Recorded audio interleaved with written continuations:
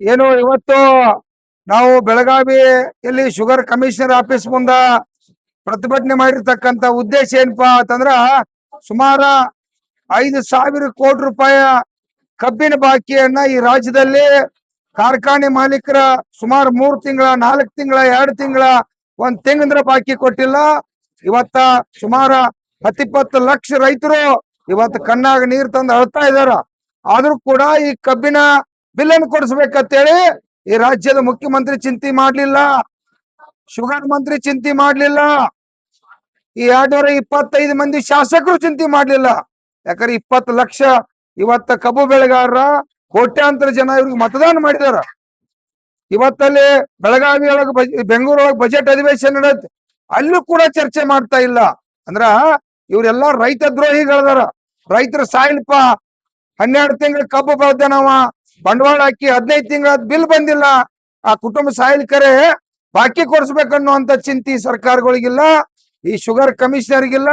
ಈ ಕಾನೂನು ಕೂಡ ಇವತ್ ನೋಡ್ರಿ 14 ದಿವಸನ್ಯಾಗ ಕೊಡ್ಬೇಕ ಅನ್ನುವಂತ ಕಾನೂನು ಕೊಡದಿರ ಇವತ್ತು 3 ತಿಂಗಳ ಕೊಟ್ಟಿಲ್ಲ. ಅವ್ರನ್ನ ಏನ್ ಆಕ್ಷನ್ ತಗೋಬೇಕನ್ನುವಂಥದ್ದು ಕೂಡ ಸರ್ಕಾರ ಕ್ರಮ ತಗೊಂಡಿಲ್ಲ. ಇಲ್ಲಿ ಕೂಡ ಒಬ್ಬ ರಾಜ್ಯದ ಮುಖ್ಯಮಂತ್ರಿ ಮಾತಾಡಿಲ್ಲ. ನೋಡ್ರಿ ದೊಡ್ಡ ದೊಡ್ಡ ಪ್ರಭಾವಿಗಳ ಬಾಕಿ ಉಳ್ದಾವ. ನಿರಾಣಿ, ಪ್ರಭಾಕರ್ ಕೋರೆ, ಸತೀಶ್ ಜಾರಕಿಹೊಳಿ, ಇಂತ ದೊಡ್ಡ ದೊಡ್ಡ ಪ್ರಭಾವಿಗಳ, ಶಿವಶಂಕರಪ್ಪ, ಈ ರೀತಿ ಹಲವಾರು ಇವತ್ತು ಪ್ರಭಾವಿಗಳ ಕಾರ್ಖಾನೆಗಳು ಸಹಕಾರ ಕಾರ್ಖಾನೆಗಳು ಕೋಟಿ ಗಂಟ್ಲೆ 106 ಕೋಟಿ.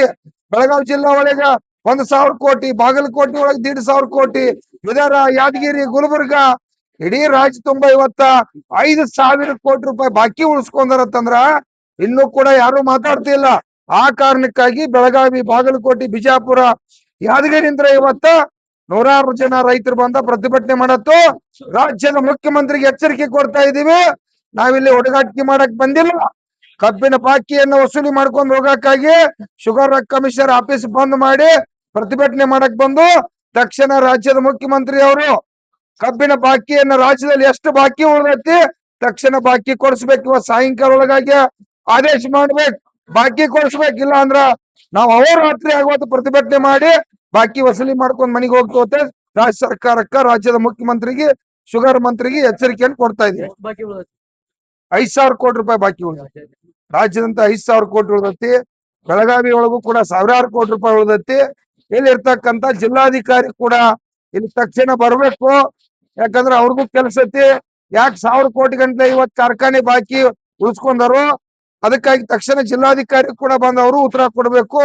ತಕ್ಷಣ ರಾಜ್ಯದ ಮುಖ್ಯಮಂತ್ರಿ ಯಾವುದು ಮುಲಾಜಿಲ್ದ